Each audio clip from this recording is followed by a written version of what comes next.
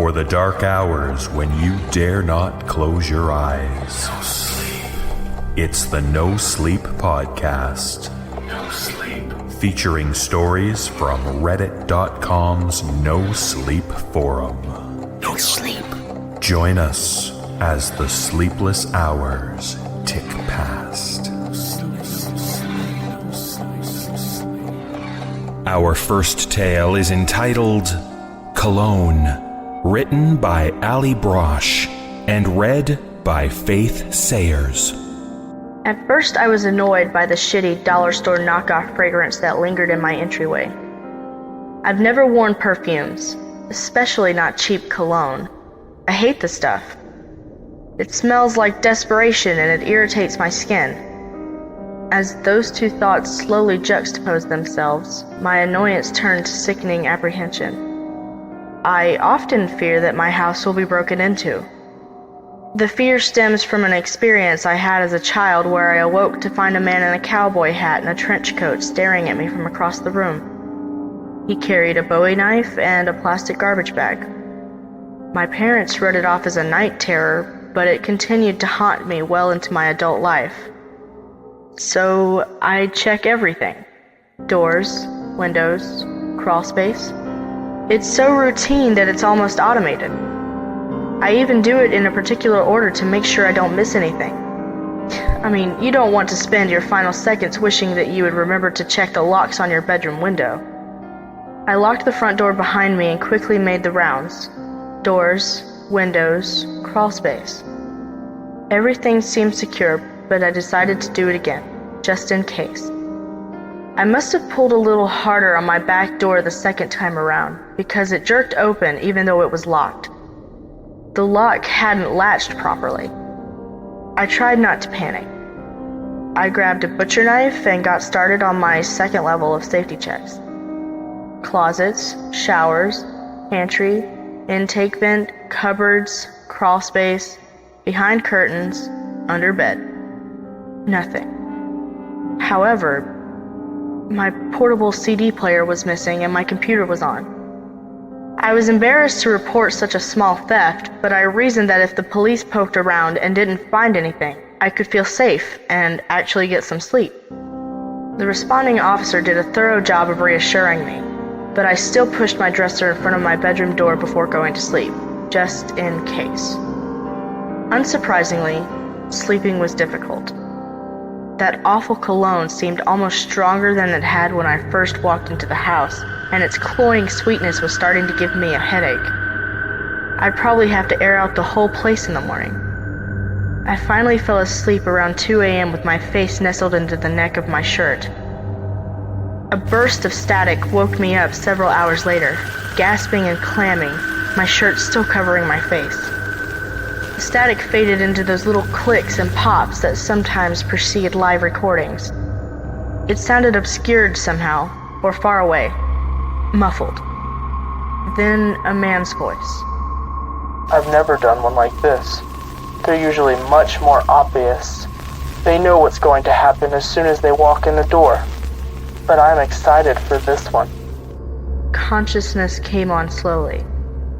I opened my eyes and looked around the room. A little orange light blinked near the corner of my ceiling. I've been watching you for months. You're always so good, so careful. It was my CD player. Someone had hidden it in the ceiling vent. I never checked the ceiling vent because it was far too small to conceal anything threatening. The whole thing was probably a practical joke. One of my asshole friends exploiting my paranoia. There's no way that a person could fit inside my ceiling vent.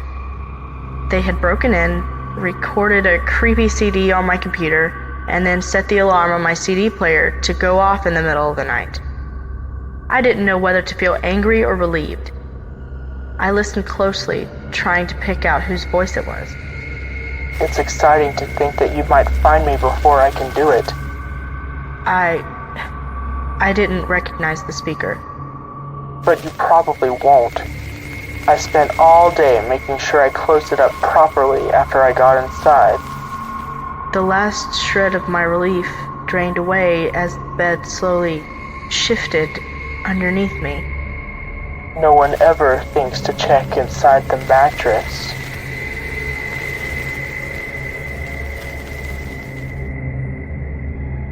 Our next tale is entitled Never Talk to Strangers, written by Isaac Faraday and read by James Lewis. On pleasant days while I was attending college, I would walk to classes from my dumpy little apartment about a mile away from campus. There were several routes I would take, but my favorite was a small paved path through a park that followed the river. This park was very nice. It had benches every few hundred feet facing the water, and so many trees that you couldn't even see that the busiest street in town was only a few hundred yards away. This path was out of the way, so the only real traffic on it in the middle of the day was the occasional jogger or bicyclist. I used this path maybe 2 or 3 times a month, and every time on the same bench there would be this little old man in a nice suit facing the water, just staring down at the shore.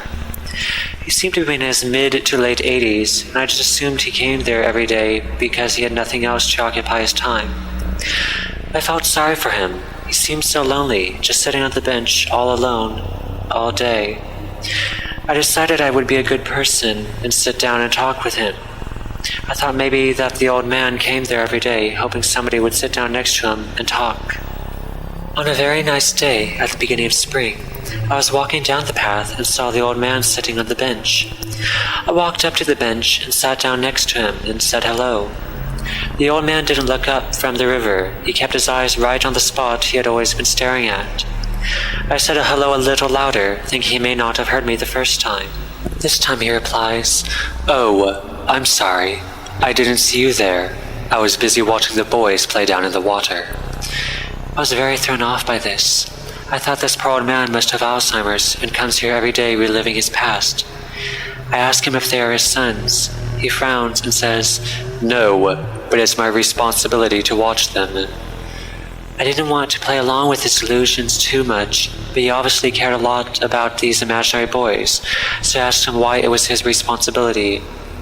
He gets a very sullen look on his face, almost as if he was going to cry at any moment, and he says in a voice I can barely hear over the moving water, "I threw them in there, and I need to be damn sure none of them ever try to get back out." I promptly said goodbye, walked away, and never used the river path again.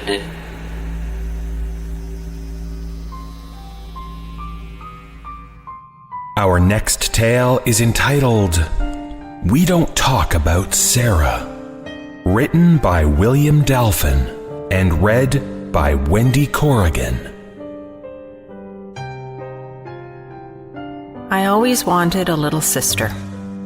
I would beg my parents, please, please, and they'd roll their eyes and tell me that it wasn't as simple as I thought. That didn't stop me from talking about it every chance I got, though. When they brought Sarah home, it was the happiest day of my life. She was so cute. I couldn't wait to share my toys with her. I started going through them, deciding which ones were hers and which ones were mine. I borrowed my daddy's label maker and started putting our names on each thing so we wouldn't get them confused.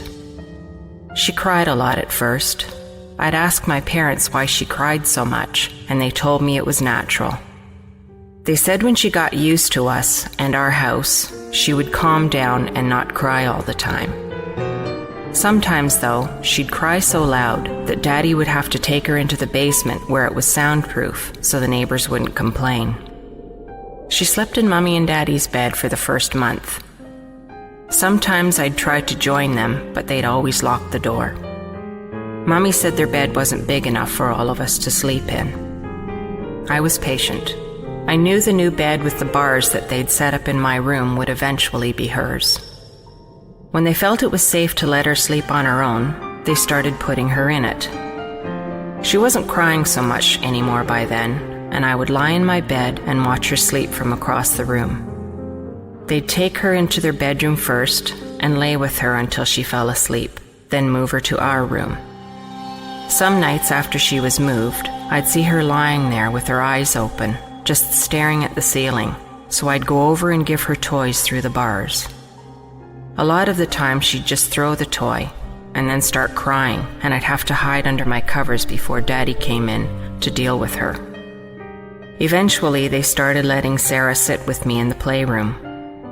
I was told that I wasn't allowed to give her anything too small or sharp that she could hurt herself with. I was so happy.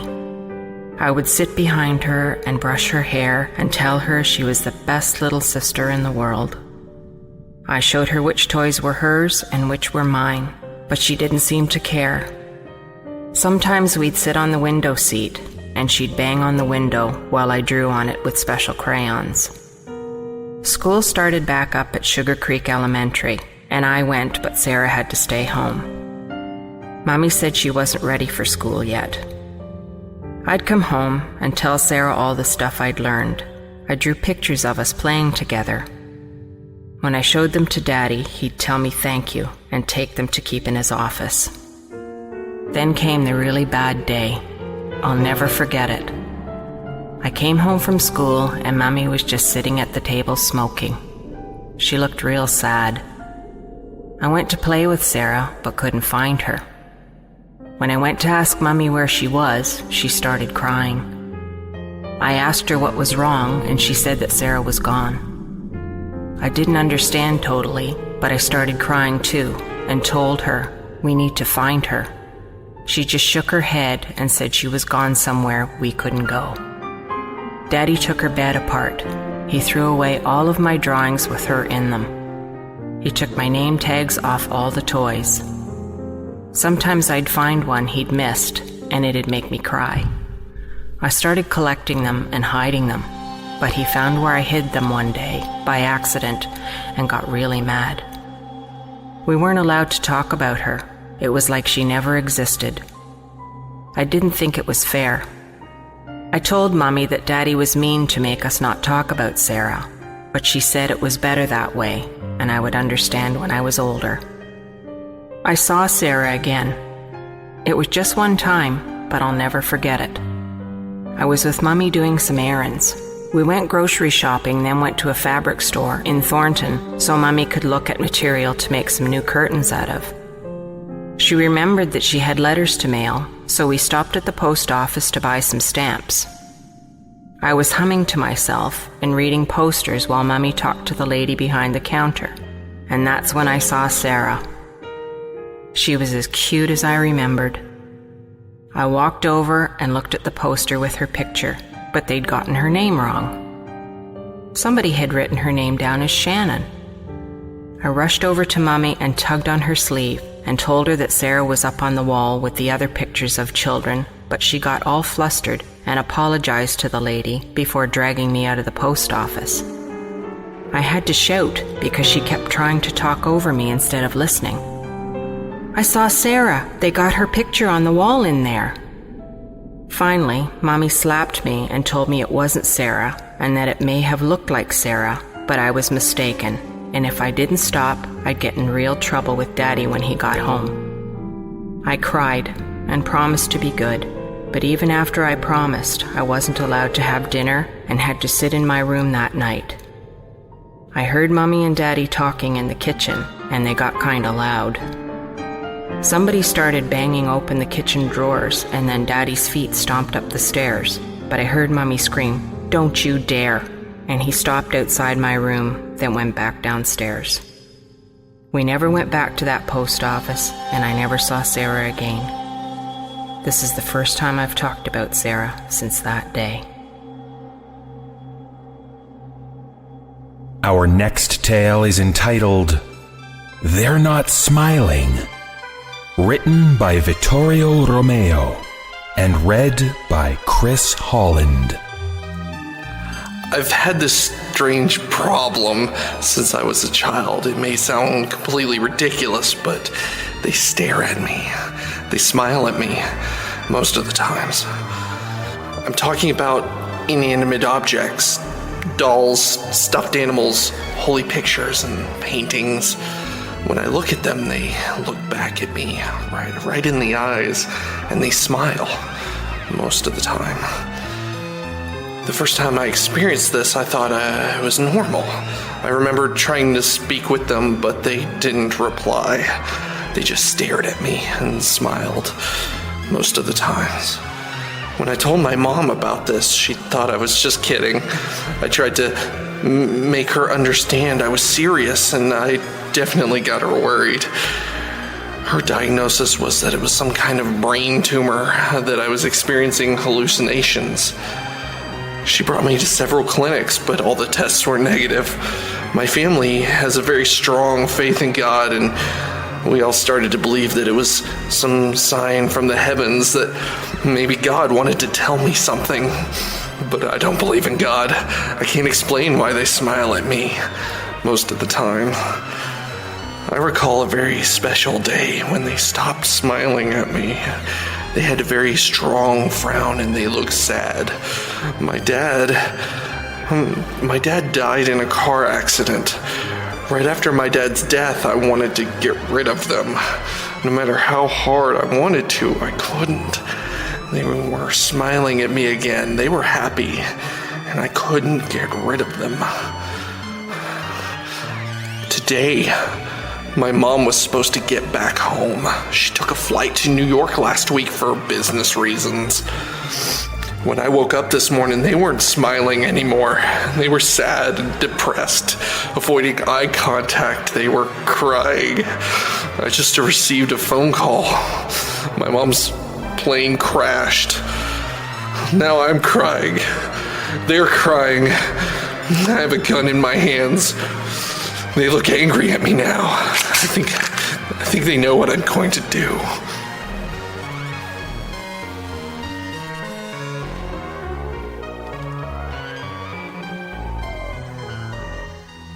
Our next tale is entitled Silly Boy, written by Nicole Garrison and read by Ginny Sanders.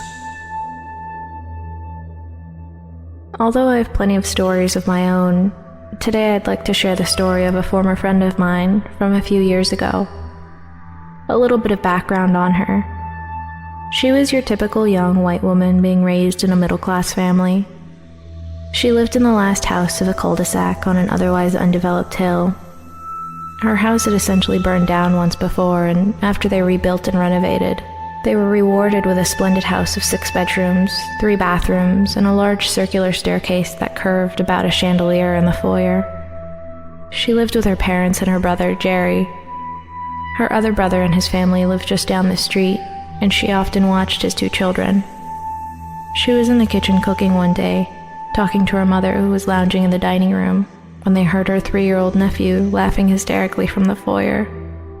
Now her nephew has always been an uncharacteristically silent child, and to hear him laughing so jovially had their curiosity piqued. Her mother was the one to lean back in her chair so she could see him down the hallway. He apparently had a marble in his tiny hands and had rolled it under Uncle Jerry's bedroom door. The door was locked, and Jerry wasn't home at the time, according to my friend. She goes on to tell me that her mother was in the process of standing to retrieve the marble when she promptly sat back down, a shocked look on her face. The marble apparently rolled back from under the door, right into her nephew's hands. When this happened, he erupted into giggles. This happened a few times, and neither my friend nor her mother were courageous enough to broach the topic until the next day. They approached her nephew and asked him what he was doing the other day. He replied, "Oh, I was just playing with my friend." But there couldn't have been anyone there. As previously stated, the room was locked up and unoccupied. They pried, asking who his friend was. "His name is Silly Boy, and he lives on the hill." Having had previous situations involving homeless on the hill, and fearing someone had invaded their home, they continued their questions. The nephew, I'm assuming, became tired of the conversation because he simply replied, "He's my age, but he doesn't have a name anymore, so I call him Silly Boy because he looks so silly." My friend asked him why he would say such a thing about his new friend. Her nephew responded, "Auntie, he looks silly because he has no face."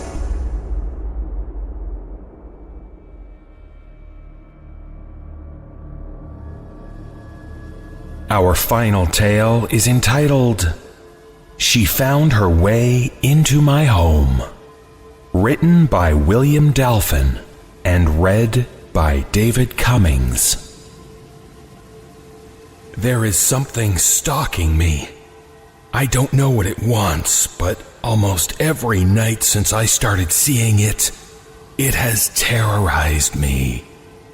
It doesn't touch me, it doesn't communicate in any sort of way, it just fills me with horror. If I seem to ramble, please forgive me. I haven't slept in several days.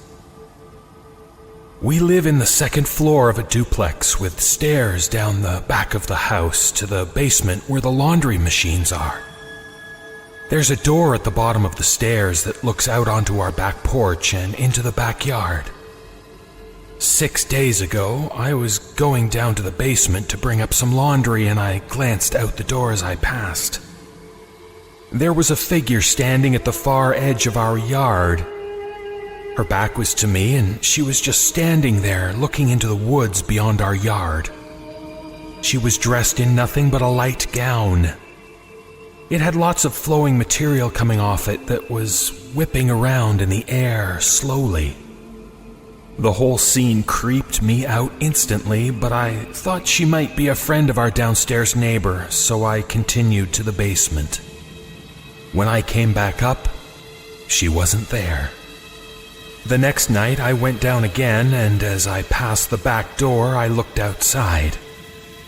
The woman was back. She was exactly like she was the night before, facing away, not moving. The hair on my arms and neck stood up straight when I saw her. I was even more creeped out when I realized she was in the same clothes as the night before. That's when I did something I shouldn't have.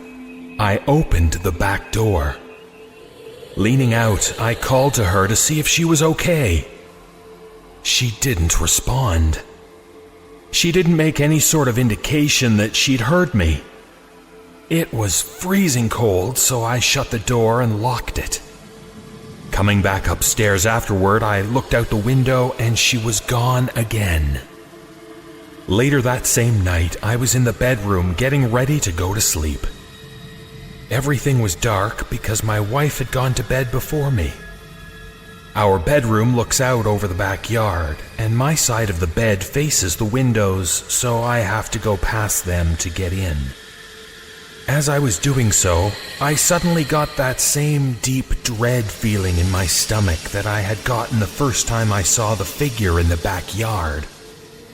Something compelled me to hesitate by the windows. My hands were shaking as I pulled the curtain back a bit and peeked through the shades into the backyard. It was a clear night, so the backyard wasn't shrouded in darkness. The woman was standing in the middle of the backyard, no longer at the edge of the woods, facing the house with her head tilted up to look directly at the window I was peeking from. I jerked away instantly, afraid she had seen me. Her face was covered in shadow and hair, but I saw her chin and nose. A sharp nose and a thin chin. Gray. Her skin looks gray, I think. Her hair was black and long. I was so scared I jumped into bed and covered myself with the covers. The next day, I played outside in the snow with my 4-year-old daughter. She wanted me to pull her on her sled in the backyard, but just the thought of going back there made me scared again, so I talked her into digging holes in the snow in the front yard. That night, things went from bad to worse. Somehow, I had managed to forget about the woman. Then, in the middle of the night, my daughter started crying. Our bedroom is just across the hall from hers. I thought she might need to use the bathroom or just be having a bad dream, so I went into her room to see if she was okay. She was uncovered, curled into a ball on her mattress. I pulled her covers over her, and that's when she whispered to me, "Daddy, there's someone in my closet." Instant goosebumps. I turned my head slowly toward the closet door at the end of her bed. Normally, the closet is shut, but now it was open. The woman was standing in my daughter's closet. Not even when it was clear that I saw her did she move or make a sound. Just stood there and looked at me through the cracked open door. My blood ran cold when I saw her. "Get up," I told my daughter. "Get in my arms quickly. Quickly!" She scrambled up and hugged me tightly, and I walked backward out of the room, watching the closet the entire time. In my mind, I imagined her throwing the closet door open and running at us, arms outstretched. I just hugged my daughter and walked backward into my room. The woman never appeared in the doorway. I heard no movement from my daughter's room. I tucked her into my bed and stood there watching the doorway to her bedroom. I didn't go back in. I just stood there and watched and listened. When I finally got the courage to climb into bed, I didn't sleep. Sunday, I told my wife everything. I told her about the first time I saw this woman. I told her about calling out to her and seeing her from the window. I told her that she had appeared in our daughter's closet. She told me it wasn't funny, that it was my fault for our daughter's bad dreams and that I shouldn't encourage her to be afraid of her closet. Sunday night, my daughter called to me from her room again. Call me a coward, but I couldn't go back into that room. I called her quietly to come get in our bed, but she cried and said she was scared. I wanted to go and get her, but I was scared too. I told her to pull her blankets up and cover herself. "Just cover yourself, honey, and you'll be okay." I prayed that it was true. I lay there, peeking over the sleeping form of my wife and out into the hallway at the closed door of my daughter's room and just kept praying. I heard her cry a while longer. Then she went quiet, and I hoped that she was asleep. Monday, I piled toys in front of the door to her closet. By that time, there was no doubt in my mind that this was some sort of ghost or apparition, but I piled things in front of the closet anyway. Like a pile of toys could stop a ghost.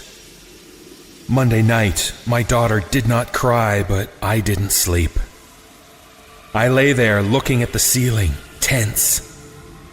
Around 2 a.m., I heard her bedroom door creak open, and I knew something was wrong. She must be scared, I thought, so I called to her like before. "Just come to me and you can sleep in our bed, sweetie." But she didn't come. I peeked over my wife.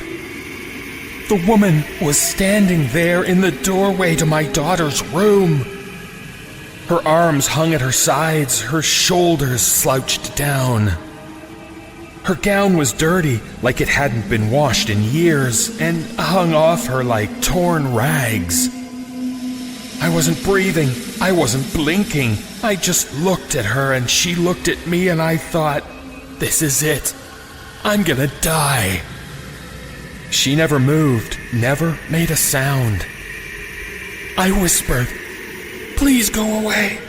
Please leave me alone. Please, I'm sorry." I couldn't look away. If I look away, she will get closer. I was sure of it. If I close my eyes, when I open them, she'll be standing over me, looking at me. At some point, she was gone. It's like I fell asleep with my eyes open. I don't remember her disappearing, just that I was looking at the doorway and she wasn't there anymore. Last night I lay awake, waiting. I asked my wife to shut our bedroom door because the nightlight in the hallway was keeping me awake. It was stupid. I don't know what I was thinking. Like clockwork, I heard my daughter's bedroom door creak open. I held my breath. Then I heard the floorboards in the hallway creaking and I started shaking uncontrollably. I heard our bedroom door open and I knew she was standing there in the doorway, not moving, just looking at me. I didn't look. I couldn't. I did what I had told my daughter to do and pulled the covers over my head. I am a complete mess. A zombie at work. I don't want to go home anymore. I think I see the woman in other places.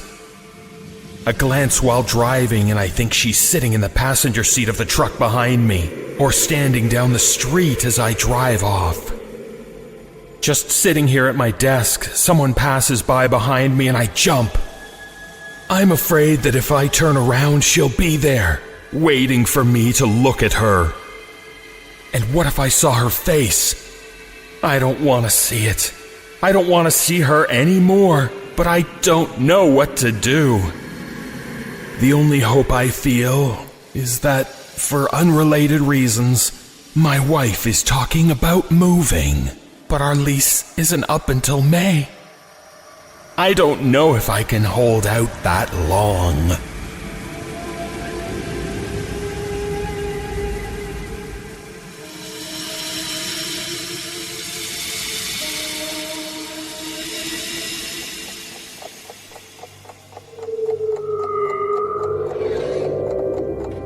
Our sleepless tales have come to an end. Close your eyes, drift off, and don't look under the bed. The No Sleep podcast is licensed under a Creative Commons license 2011. Some rights reserved.